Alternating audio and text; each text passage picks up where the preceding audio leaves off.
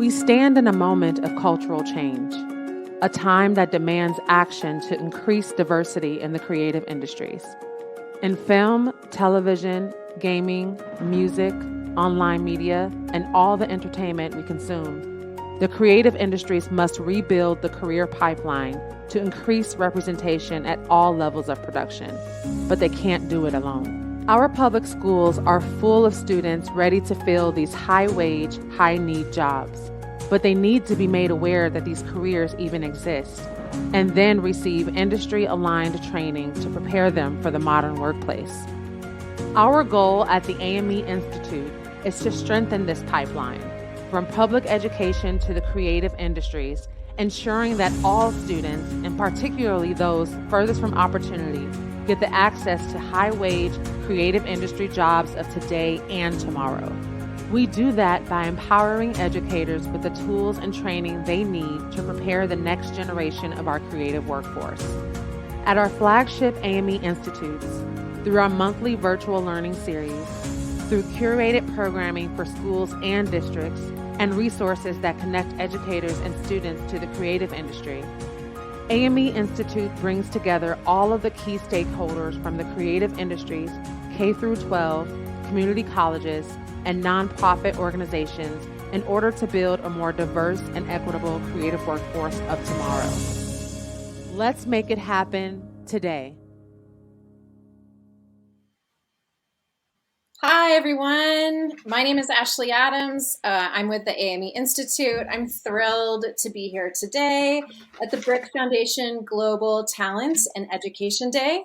AME Institute is a professional learning organization that supports arts, media, and entertainment teachers with industry-aligned professional learning so that they can prepare the next generation of our diverse creative workforce.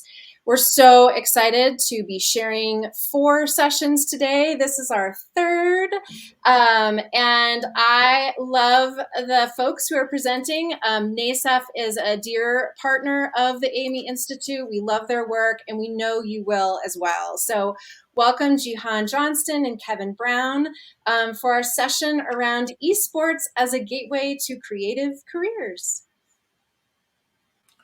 There we go. So I'm going to boot up a deck there. Hey, everybody. Great to see or not see you all. Let me see what goes up on the screen here. Put it presenter mode because I'm a professional and I've done this a million times before. And so while Kevin is actually putting it up, welcome to our session. We are here to really show you and expound and expand your minds on the importance of where we are sitting today in 21st century learning when it comes to esports and gaming, particularly when it comes to career pathways and creative art careers within the industry. And so I'll pass the mic over to Kevin so we could get into a little slight introduction, but really get into the nitty gritty of why you all are here today. So Kev? That's it. So a little bit about us. Again, hello, everybody. I am Kevin Brown. I am the Chief Academic Officer with NASEF. And for those who are already pinging, what is that at the bottom of the screen? I can see that I forgot to take off the Indonesian translation work. We do a lot of global work, and you can tell that I was recently talking to a group from Indonesia to make sure that they understood the benefits of what we're doing. I wrote the original curriculum. I am still a classroom teacher. I teach at high school. I teach at college, listed here on the screen.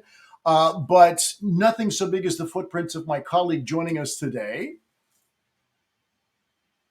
Yeah, hey guys, I am Jihan. I am all things just digital media. I started my career out as a radio and broadcast teacher in high school in Washington, D.C. But I grew up in the entertainment industry. Music and entertainment is my love when it comes to concert promotion and production, which actually led me through the pathway of just being a unicorn when it comes to career and sitting where I'm sitting at now. I'm being one of the few Black women in both the esports and gaming industry, and just making sure that we are creating equitable spaces for people of color. I joined NASEF to just help us from a global perspective, really just show the importance of where we are at, how educators can make their classrooms more exciting, more engaging, but meet students where they are when it comes to digital media, particularly in gaming and esports. But I also founded a company with my 16-year-old. where we are just really basically doing the awareness portion when it comes to the implementation of just entertainment, edutainment, as I like to call it, to get us out there. But I'm also a PhD student, started at University of California, Irvine, now sitting at University of Kentucky, and absolutely thrilled to do this presentation with Kevin and show you all a little glimpse into our world. Kev.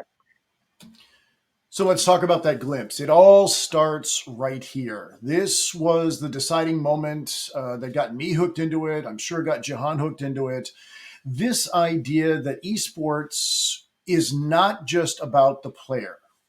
Newsflash, if anybody is still thinking that esports is only about the game and the person who plays it, this is going to be a mind-blowing session for you. I'm hoping that many of you understand that esports is this composite. It is built of many, many things. So mine's bigger than mine, beginning at the University of California, Irvine, linking up with professional players, with professional organizations, academics, came together and helped to flesh out this early diagram. This idea that while we think that esports is born of the person in the middle, the thumb monkey playing the games.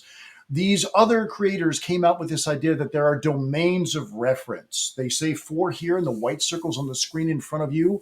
I will give you that there is a secret, like a special menu, a hidden 5th dimension, which is mental and physical health and wellness. This is baked into all of this. But those domains tease out into worlds of work. And if we look at those different named positions on the screen, you can see that 2 things happen. These are what's necessary to be able to let that person in the middle play the game. These are functional nodes that have to happen for esports to be a thing.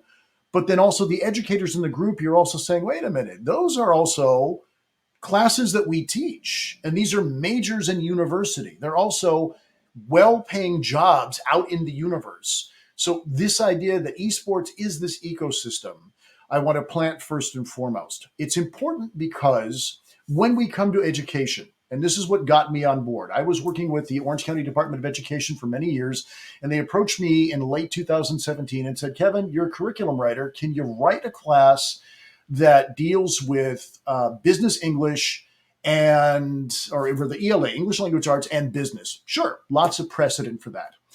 We've seen your cubicle at work. What is a red mage? What is Final Fantasy? Why are there dice on your desk? You're one of those people, aren't you? Can you write it through the lens of esports? And I remember exploding, saying, get out of my office.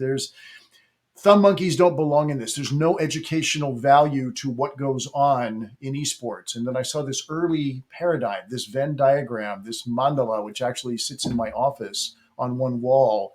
And I understood in a blink, this is bigger. It's beyond the game. So here was the first idea. How does education, how do careers get into esports? It's not about being a professional player. We took this from a different road. So we wrote curriculum based on all the standards you see on the left-hand side of the screen.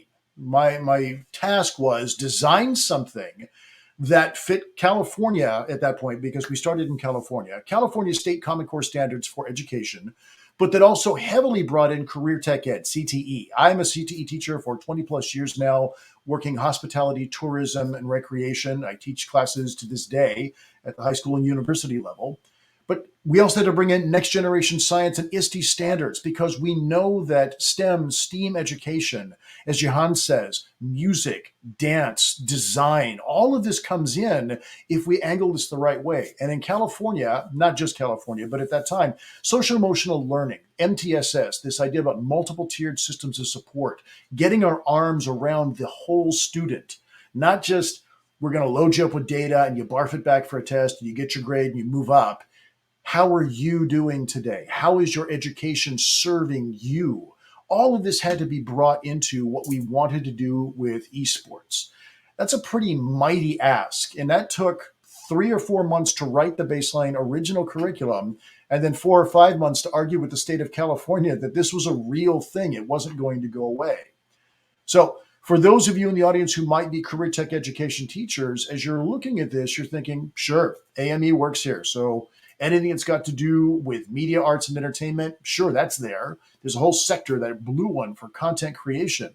But there are more. It shouldn't surprise you that there are 15 sectors that the federal education, the Department of Education for the U.S. says, Cal Perkins says there are 15 sectors for career tech education. 8 of those 15 touch esports. So to say that esports is just one thing is kind of missing. If we let our minds expand a little bit, and Jahan and I are going to take you through this, there's a lot going on in this paradigm, and we want to show where this goes. So if we look specifically at what goes on, we'll take just this one sector. So content creatives.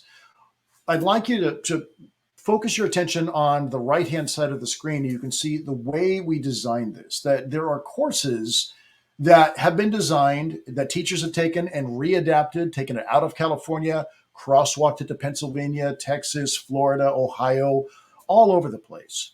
But what we've done is we've lined up and shown that there are career tech education classes which bear CTE certifications. You get, when you go through a series of 2 or 3 courses, you get certification that industry wants you to have, that they consider necessary because of advisory boards that help build the curriculum with the teachers, with the schools and districts, that says this is important. Teach your kids this way.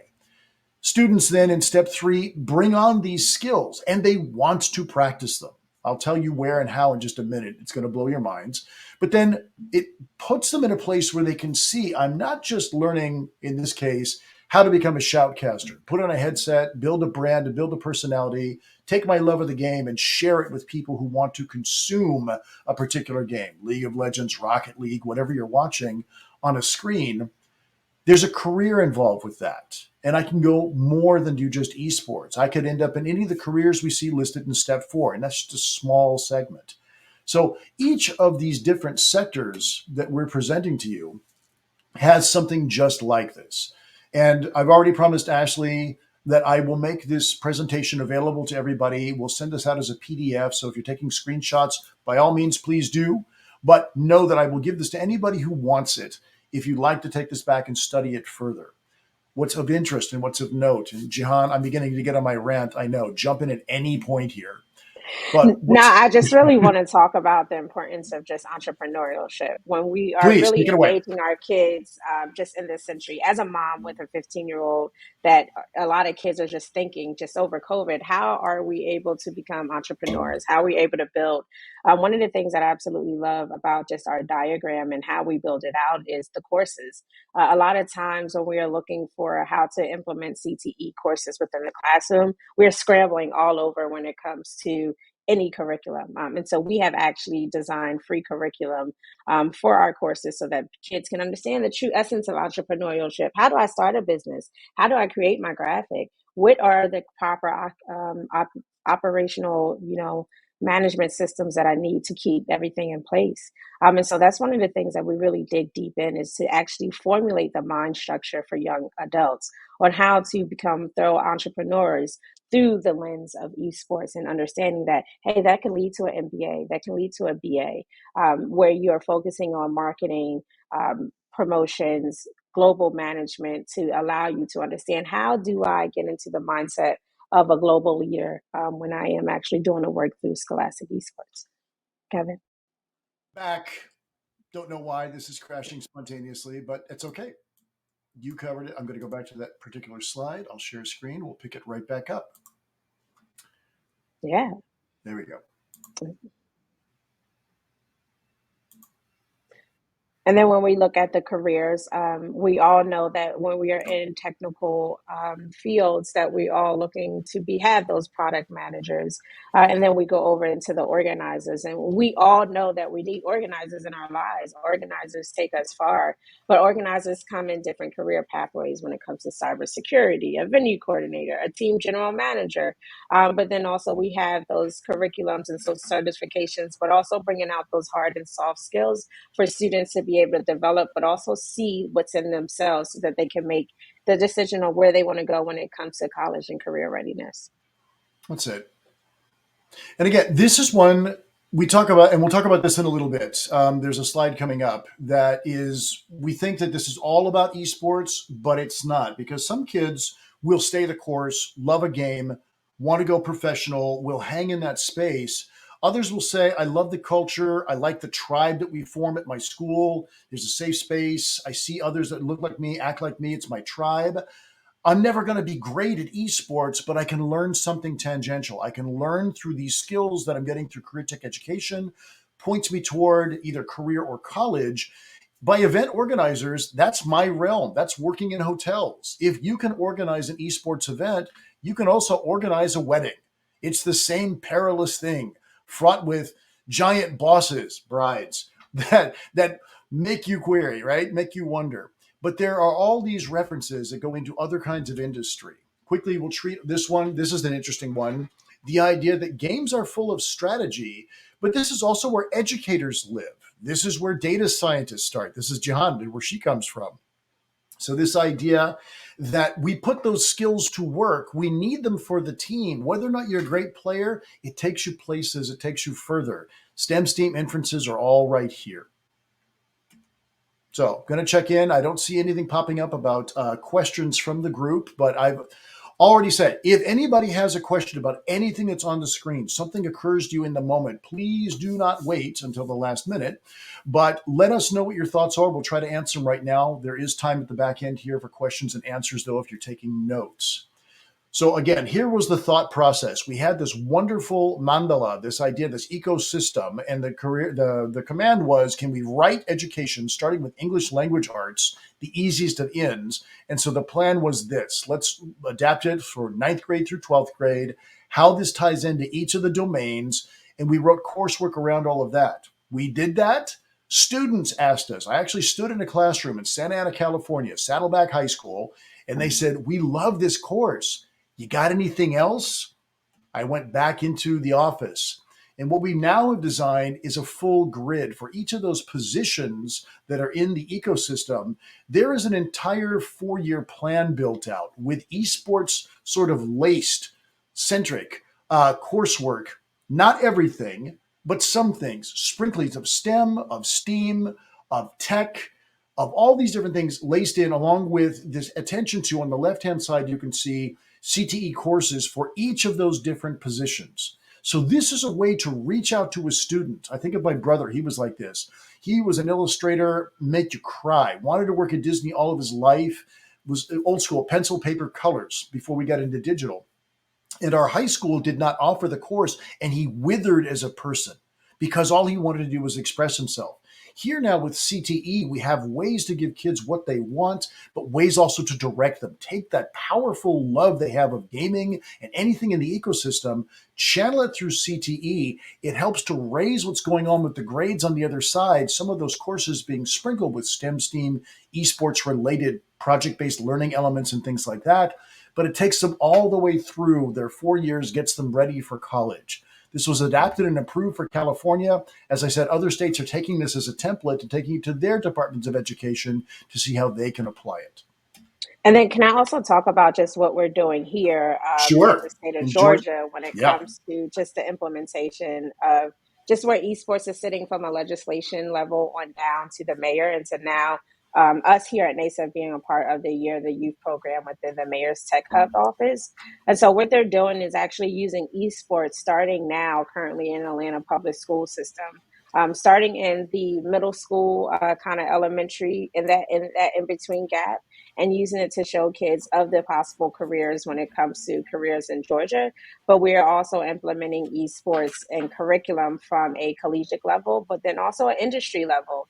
Georgia has some studios here, shout out to Seal Shop Media, where they're actually teaching students with the film department, Georgia Films Foundation, how to understand the classwork and receiving different certifications as well as PD when it comes to implementation of game design and everything that falls within the esports and gaming industry. But then we also wanted to bring it to the community. And so we are also implementing recreational centers that have esports clubs, esports arenas built out inside of it, so that we are making sure that we are closing the equitable gap when it comes to education, entertainment, and technology.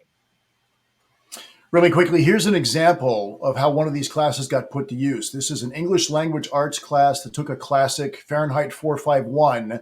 And what the clever teacher did was used, back in the day when we had this, Google Cardboard, way to get kids to use their cell phones and prove that they were doing the reading by animating an aspect of something they did. So what you're seeing here is one of the kids actually talked about the wolves that were used in the story, why that was an important part. But what she did was animate in her own interesting style what it is that she took back to prove that she was not just reading and listening, but using technology to show the mastery, both of the content and of the technological skill. This was a mind-blowing thing when I saw this.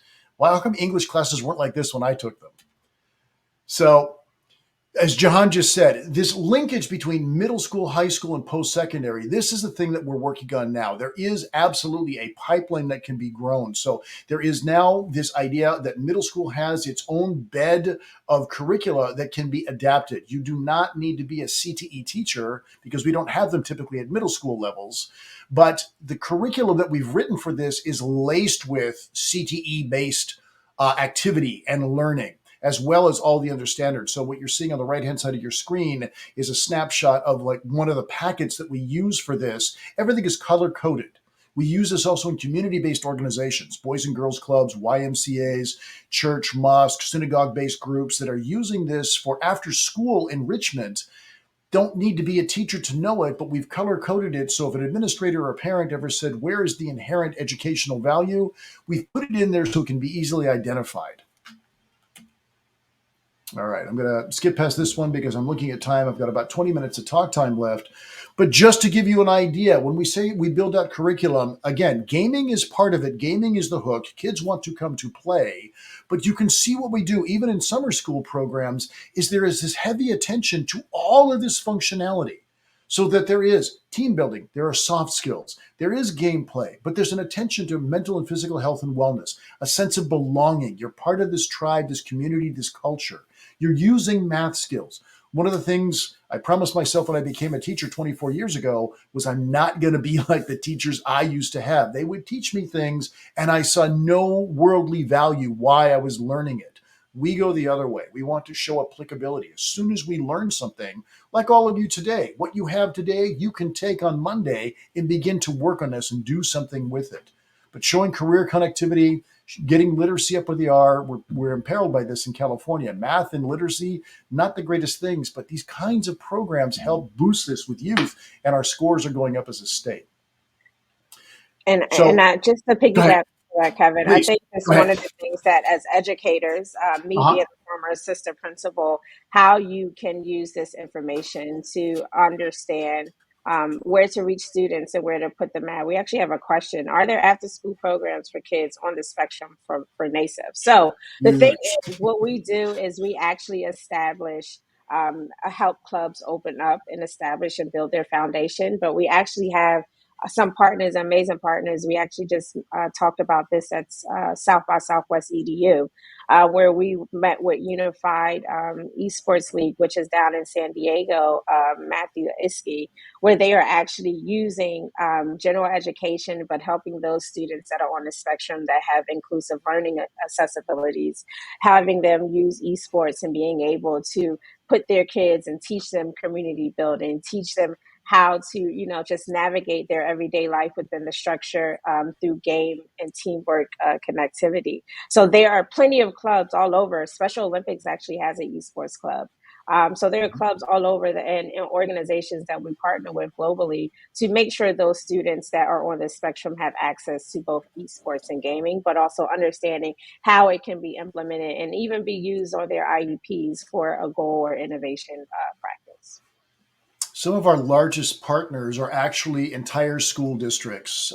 We just began to work with the school district and the superintendent in Tennessee, in Nashville, Tennessee. This they want as their backbone program to help jolt what's going on with their students and bring them in. Riverside County Office of Education, San Bernardino County Office of Education, Orange County, Los Angeles, just to name a few. Albuquerque, their Englewood Unified. So just whole school systems have seen that there are ways to take this. And again, it's not upsetting what they're already doing. It is more adding salt to the soup. It's adding a condiment, a unique condiment that is right in the taste profile for students. It's what they want, but everybody sort of win-wins out of this. So I'm going to let Jahan go crazy on this next slide. Ecosystem starts with this basic idea, this premise that kids are attracted into play. They become aware of these 4 or 5 domains, and they realize, especially in a club space, these are the kinds of work that have to happen for the club to persist. But when they get out of high school, when we point them toward career in college, may I present to you what we humbly call the Candy Crush slide. Today, only about 120 different kinds of work that actually touch and extend logically from esports. Jahan, go crazy. Yeah, absolutely. This is my favorite graph ever in the world because it actually shows you. And so when Kevin gets back, we're here to talk about creative arts. We're here to talk about how do we bring arts back and bring the art foundation back to the classroom. And so one of the things that I absolutely love is on this slide when we get it back up is that it shows the many careers that are out there. A lot of us, and as parents, we're like, hey, I don't want my kid to game. I'm spending lots of money. There's absolutely no way that they're actually learning something. But the skills that they're actually learning on the game and behind the game and when they're online with their friends, they could actually put into an actual industry job. And on that graph, it shows the possibilities of all the industries and all the career pathways that are out of there. And when we look at creative arts, we're looking at the digital aspect. So we're looking for our animators. We're looking for our UX designers. We're looking for just the different administration. We all need simple administration and operation in the background, but then we also need those head of marketing. We need those COOs that are sitting there telling us how should we put everything together, is how should we strategize.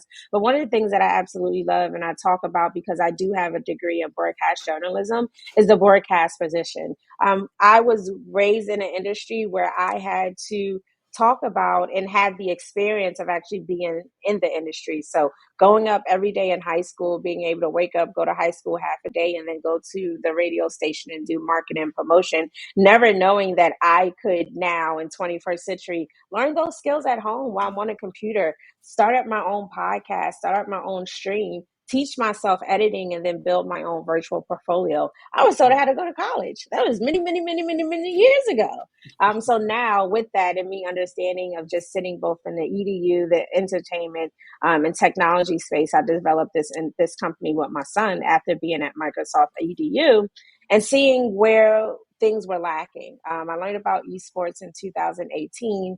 I started, and my son during COVID, like most kids, all they did was game. And I really wanted to just figure out how do I expand? How do I help those people that do not have the access or the resources? And so my son and I created Beatbotics, which is a digital edutainment company where we are doing basic research and also awareness centered around just closing the digital equity gap when it comes to entertainment, tech, gaming and esports, but really doing it with the flair and adding hip hop elements to it. So we wanted to bring the music, we wanted to bring the technology, we wanted to bring in gaming, but we really want to meet kids where we are, which is one of the reasons why we started designing merch, is so that they can have their place. They can see the visualization of what you can do as a young child. My 15-year-old, he helped me create design. So he got into his graphic design mindset. He got into his creative ability. He's the reason that he's the one that came up with the name Beatbotics and how he saw it, of how it could be more innovative, but also has the beat, and we all know beat brings people together. But then also how we implement technology. Our kids are born with these devices in their hand. So how do we take advantage and meet them where they are instead of teaching old practices? Let's implement new practices, meet them where they are, but also allow their imagination to grow by asking them to be the creative souls that they are and take leadership in their own education and ability. So we're here, and I'm excited to just really talk about just the possibilities of the careers. A lot of us do not know that you can be a video game writer. You could be a video game producer. You can sketch your video games out and then hand it off to a UX designer and then allow them to build a wireframing behind it. But then also you can score your music. A lot of people don't realize, especially with production and everything that's going on with TikTok and the laws when it comes to the music and the licensing. How can we teach our students within the classroom with Apple Play or Apple any music production system. How can we teach our kids to create their own music for their video game? How can we use these free resources like Unity to create our video games, but also create our music, but teaching them the elements of music writing and design or post-production. So there are a lot of different things when we come to beyond the ecosystem of where we just think our kids are behind the monitor gaming, where they're actually creating. You have people creating that cross-cultural connection that we as adults have longed for so long, but our kids just wake up every day, as we saw on the Jetsons, and just hop behind the computer and connect with those all over, but are really teaching themselves something that we have longed for and have been told that we have to straight immediately go into college. But in all, it's really in our house. It really sits within our soul and our spirit. And we have to allow our kids to play into that. And that's why it's important to bring the arts through many different ways back into the classroom. You brought up the Jetsons. That made my Saturday. Oh yes, so I have a presentation where it is you can get with this or you can get with that. It's the Jetsons versus the Flintstones, and so we have to get out of the Flintstone traditional education mindset and move into that Jetsons taught us about where we are of these smartphones 100%. being right here online, virtual learning, understanding how do we take these powers and build to our next imagination or our next rollout. So we are now living in the Flintstone. We are now letting the Flintstone age life go and moving in towards the education, innovational ways of being the Jetsons. That's it. We'll start question and answer in a few minutes here, but I just want to linger on this one particular slide yet one more time. Not because I love it, because it changed my mind as an educator. I'm hoping that you all came to this lecture today for this very reason. You saw this, or you had ideas about it, or you intuited it, and you know it's the right thing. So you're already on board. If you're here for the right reason. We're feeding your soul. You get the idea that this is the right thing. The first question is, besides how do I pay for the show? That's a whole other thing.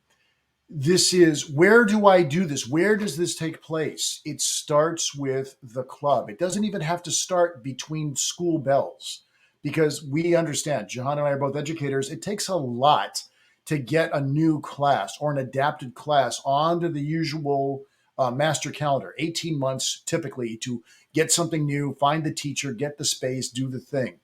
I will submit to you all the easiest way to start is with a NASEF style club, where what you see on the screen before you is the laboratory. Kids bring all of this intent. I want to be a shoutcaster. Great. What do you know about it? Nothing. I need headphones and a microphone. Good start. What else do you need? What's OBS? Online broadcasting service? Okay. You need to learn about that. I'll take a class. I'll do my own homework. I'll figure it out. They bring that knowledge, whether between bell time and a CTE class, something that they're doing online. They might be content creators themselves, so there's a fair amount of skill and mastery going on. You bring that to the club space. Your job isn't to be a player in the club.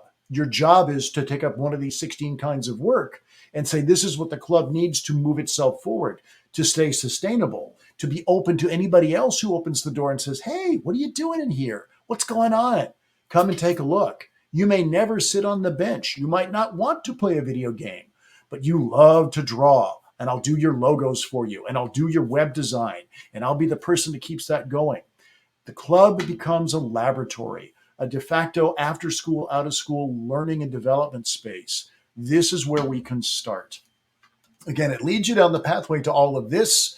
This is amazing. This is huge. This is almost too big for some people to consider at this point when they don't even have a program yet started, or they see just their one realm of CTE. We only do the AME part. We only do the production part. We only have one hotel or a culinary program, but we want to do esports. How do we start? Start where you are.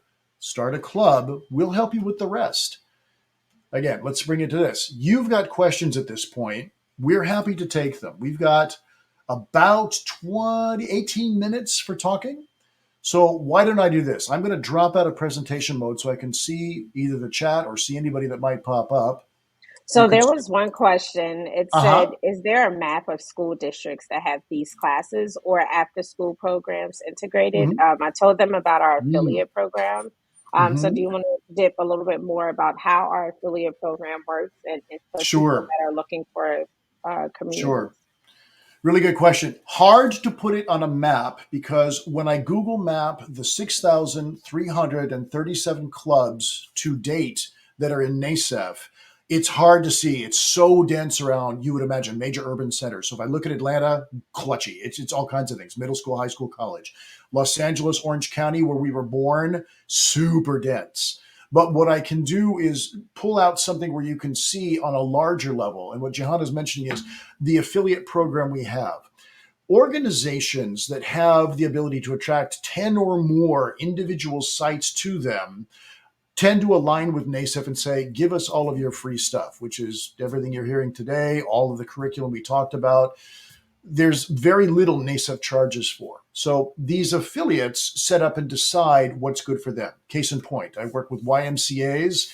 We have hundreds of them across the country. We started here in Orange County with 85. And then that got attention of the home office in Oklahoma that said, this is a great thing. Let's spread that.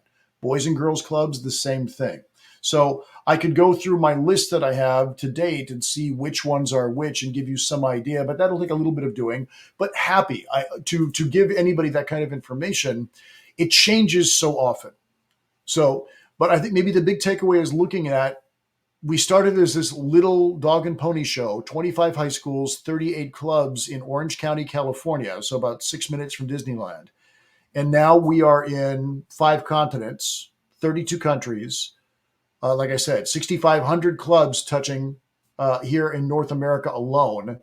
And conservatively, not blowing this out of proportion, 450,000 students worldwide are in some form of NASEF club or participating in a NASEF, whether it's a farm craft program, a Beyond the Game challenge, or something that the Ministry of Education, the Monbukasho in Japan, has determined that they have a certain kind of teaching strategy that they use. I won't bore you with the name, it's very long in Japanese, but I work with them frequently, and we've designed curriculum that is right for them. It's localized for what they want to do for esports. So we look forward to working with anybody that wants to figure a way, how can I get the same good benefits for my youth? How can I expose them to career and college potential? Uncovering it's more than just this, it's all of this. As Jahan said, it's unleashing that fiery creativity that comes out of ways we couldn't expect. The 120 jobs we just shared with you will be 140 in a couple of months. Jobs in the future we can't even prognosticate will come up, but our kids will be ready for it if we give them this opportunity. And I think one of the other big things that I really want to touch on is that when it comes to the esports industry, it is bigger. The esports and gaming is bigger than film and music combined. So that should give you a visual of just where we are going when it comes to this industry, the jobs that it is creating. One of the things that I really want to touch on is just how we have been a leading force to help Inglewood create an entire pathway or when it for esports so that students in South LA can have access so they can know what's in their backyard by bringing real industry people within the school districts, but it being accepted from the superintendent on down is really, really important so that we can make sure that kids have that access. Thank heavens for AME and Bric Foundation so that kids can have that equitable access when it comes to that entertainment industry because it was something that was given to me.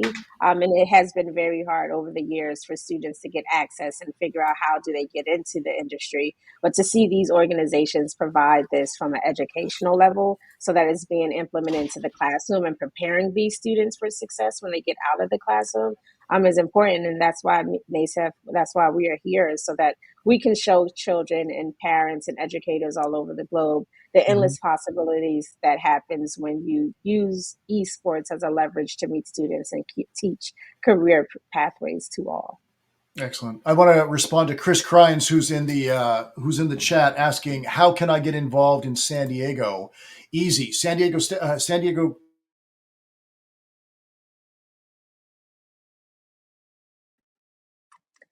So if Kevin will be back, but there are different universities. They have the esports labs. One of the things that I did type within the chat was that partnering and providing that partnership and that pathway for students. So connect with your local high schools, your Boys and Girls Club. I know I did some work in Oceanside when it came to just teaching Scholastic Esports within the urban housing development. So there are people looking for these programs to be designed and for it to be accessible to them. So create that pathway for students when it comes to middle school and high school. And as you being that club leader at the local university in that area, bring those students to that university, allow them to see it. Let's think about how we are really truly building that whole child. Yes, we want the creative aspect to shine, and a lot of our kids in that area is going to naturally shine.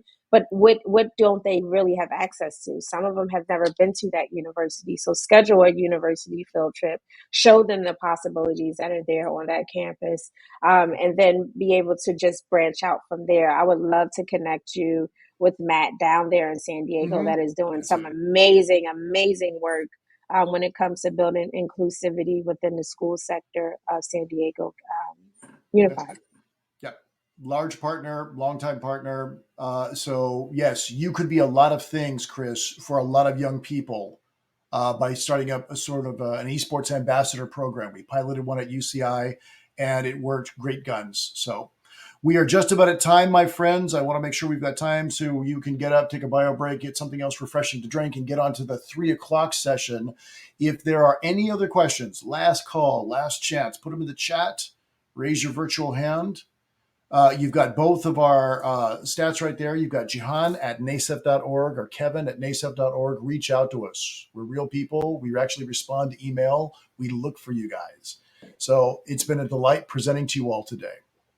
Yes, thank you for having us. Thank you for bringing us on to allow us to share our stories, but really tell you all the importance of why we're here and why NASEF was developed. And I hope that you all are able to go on our website. We are 100% free. Sign up. Our curriculum is free. It's accessible, 100% free. So take advantage and manipulate it, play with it, have fun with it, but really bring and make sure that you maintain the arts within the classroom through different fields and different lenses. I'm Jihan. Thanks, you guys. That was so great. Thank you all for joining us. Please reach out to me about any AME Institute questions, Jihan and Kevin for anything about NASEF. They are such an amazing resource. And as Jihan said, it's all free.